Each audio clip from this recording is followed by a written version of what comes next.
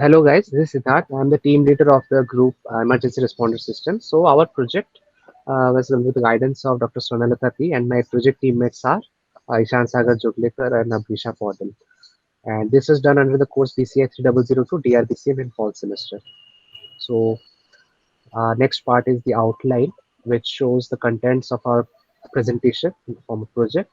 There's aim and scope, abstract, objectives, block diagrams. There are many diagrams that we go through, some graphs as well, solutions, implementation, methodology, glossary, conclusion, and references. So, like coming to the our idea, what our project is about. So we know that natural disasters kill on average like 60,000 people per year globally, and the most deadly natural disasters tend to be like earthquakes, cyclones, avalanche, flash floods, etc.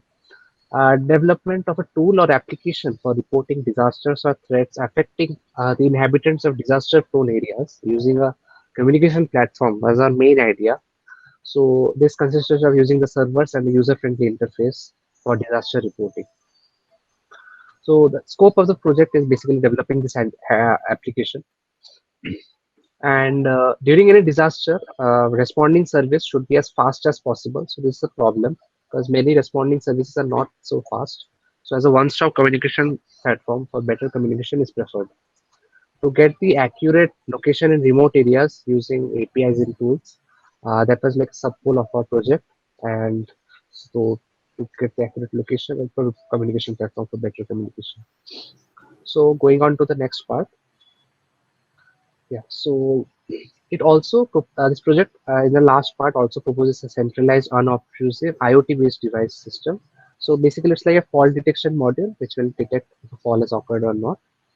And when citizens need assistance, they are taught to call 911 112. But this is like an automated responder system which will notify other responders and ask for supplies to formal requests. Moving on to the next part. Abnisha, can you? This is the skill team setup. We set it. We set up our team at. I have to explain this. Yes, So schedule में Scale, scheduling diagram. So we set up our team at 4th October. We researched the problem statement at 5th August, and we gave our paper review at 5th August. And at 12th August, we implemented the reviewed paper. 10 September, the deployment requirement, we did a deployment requirement analysis, whereas in 25th September, we did server deployment.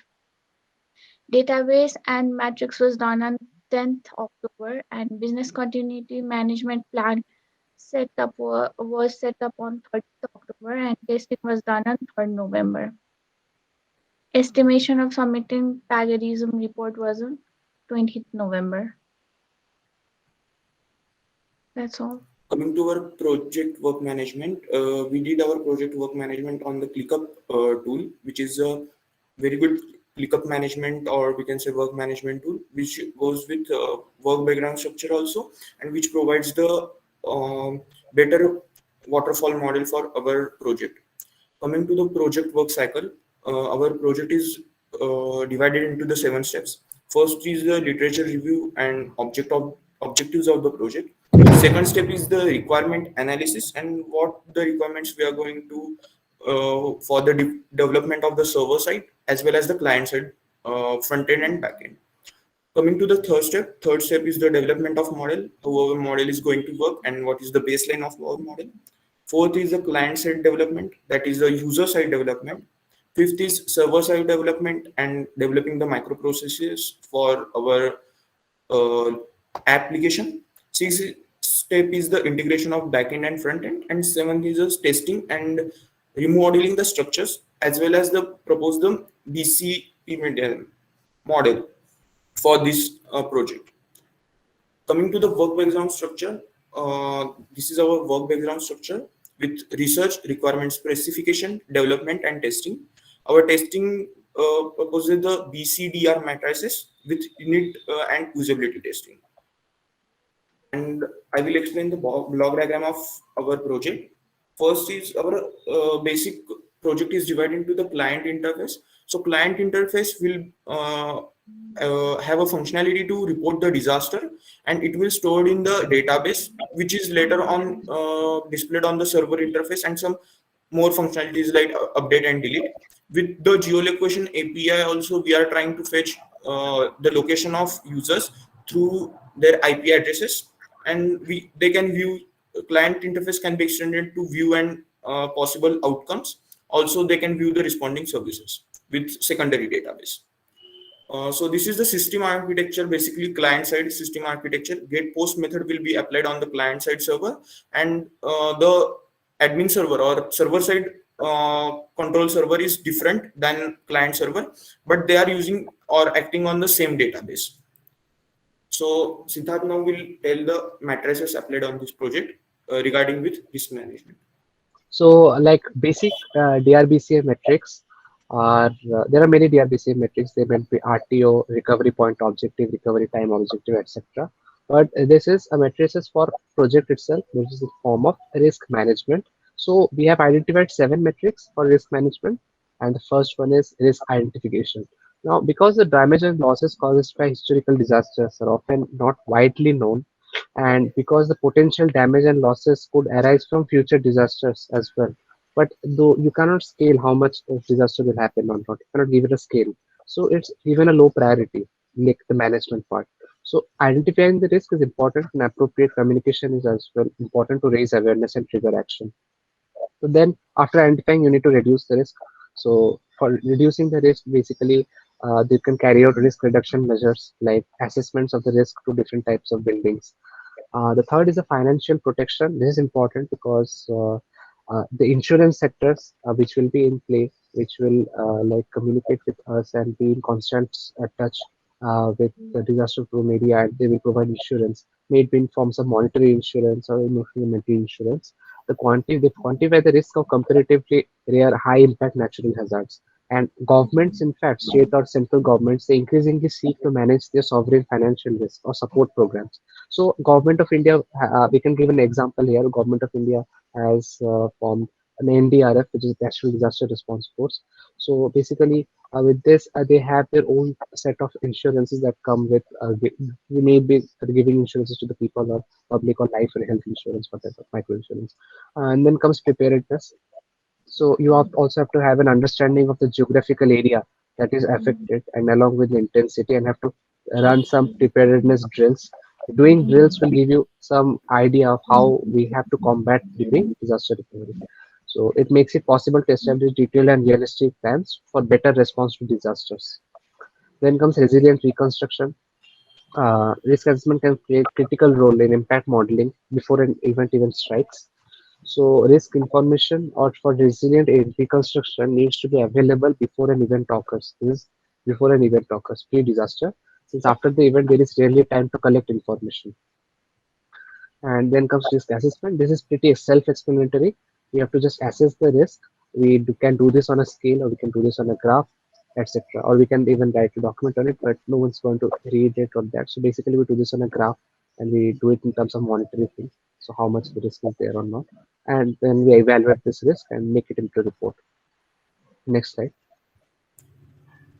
So recovery time objective, recovery point objective, these are the DRBCM, disaster recovery metrics, amount of time which is required to switch over between plans, the number of recovery plans. Next slide. So now I will explain how this responder system going to work. So I coded this part, and my team is coded this part with some Java Spring application, which is renowned framework, Java framework for deploying web apps and creating the microservices. So coming to the baseline of our model is the database. So for the handling database, we are going with JPA, Java Pojo classes, and Hibernate method to connect to the database. So it will remove the tight complexity, or we can say tight coupling between the dependencies, rather than ensuring there is no data leakage between the database and user controls. So as you can see, this is the entity, and I am mentioning the table name. my database is currently on the localhost, MySQL localhost. I'm using the MySQL localhost, and it will store all the data in the user data schema. Now coming to the front end part, the front end is and loading pages index.html, as you can see, and we are providing some theme leaf organizer for organizing all the front end part and keeping the links very secure. And new emergency HTML is just for adding the new emergency in the database. Coming to the connection, the loose coupling connections between database and this front end part is basically we are using MySQL database. So we are coupling with application properties, as you can see, the Spring database URL, the driver class, and all the passwords and username. And all the things are dependencies are stored in the pom.xml properties.xml file. So if some deployments are not really working, it will eliminate this very smartly with Java Spring Framework. Coming to the security part, we included the Java security package with Google Translate element, which is the HTTP security also, and which gives the header security. So now I will show how it's going to show the user interface. So this is the user interface. Just for the sake of convenience, I'm adding my name, and I just added the data here. Now let me add another data, which is going to be some fake data. Here I'm going to add dummy data. I'm going to add here some reporter email.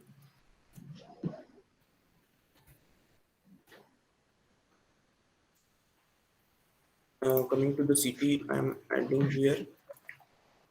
District I'm adding here. I'm adding the dummy data. Once I post this, as you can see, this data is added in this. Coming with the second functionality we have added is the contact database. User can see the contact database with our secondary database that we have chosen is Notion. So this will act as a secondary database and it will stored in the cache. So no need to access the internet while accessing this database. So they can access the common contact numbers like ambulance and everything. Currently, this is located for India only, and the state Maharashtra and my city that I have added here.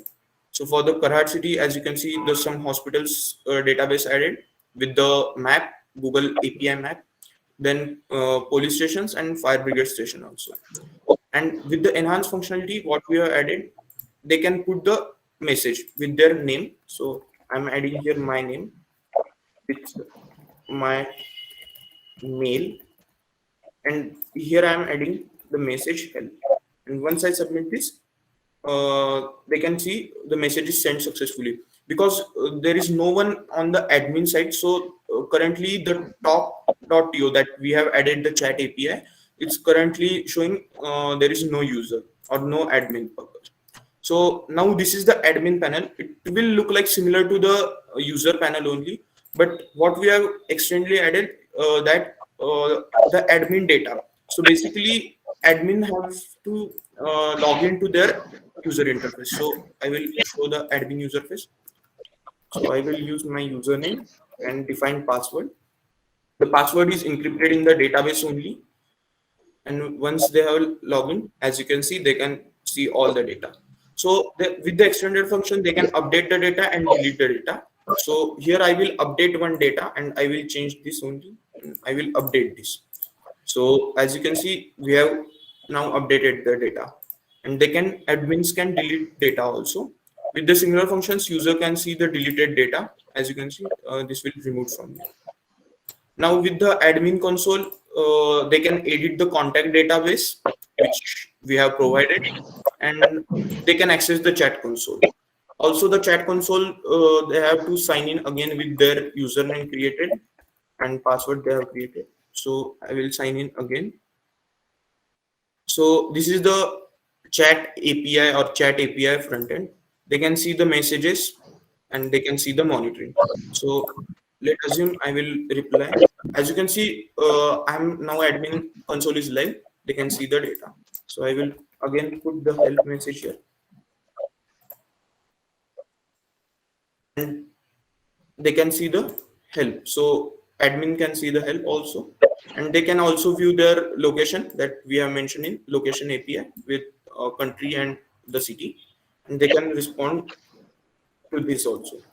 So here I am just mentioning the contact. So same here, they can see the contact. So this we have created. So now moving to the security and performance test, we have done the security and performance test depend on some OWASP ZAP security, the ZAP security scanning report, and that we have found we have getting the low alerts. First low alert is very cookie with same attribute. Once we have deployed on the global server, it will remove. And second one is loosely scooped cookies. Coming to the performance test used by Lighthouse, which is very renowned by Google. It is our performance like time interactive and everything is about 200. Accessibility is bit low and SEO can be increased using some keys. Uh, Now coming to the graph security and databases, we have experimented this, and what we have found security breaches with same security that we have applied, like slight changes we have done. The security breaches will be very less, and the response time is constantly decreasing. Like response time limit is decreasing because everything is going suitable for the interface. And this is the flame chart that we have done, and this will be the glossary. Other than that, we have done like disaster recovery, service tools as well. The storage, we have mentioned it as a database backup. We have created a separate folder, and already went over the metrics. Module dependencies. There's user repository, user server, and user control, user service. So there's a one-on-one relationship there. Communication activities, just like Ishan explained, via the TWAK.2 API. It's an easy to use cross-platform messaging API to get in touch. So local and state emergency management agencies, NDRF, government agencies, healthcare providers, financial institutions, even insurance agents and company claim representatives can join here and get in touch. And assessment of damage or business impact. So there's like lost sales or in income, delayed sales and income, or increased expenses or regulatory fines. So these are the drawback, like not the drawbacks, but these are the negative aspects of our like disaster. So which we also need to focus on. And as in Ishan showed you the penetration testing and lighthouse report, which I showed you earlier. And conclusion and further added advancements for better results, we can optimize our application definition facility, and try to add more data set database, increasing database. A microservice thing is also explained by Ishan here. As a microservice can also be deployed and increasing the security in terms of data validation. Glossary and references were attached. So that's it, I guess. These are the references that we have used.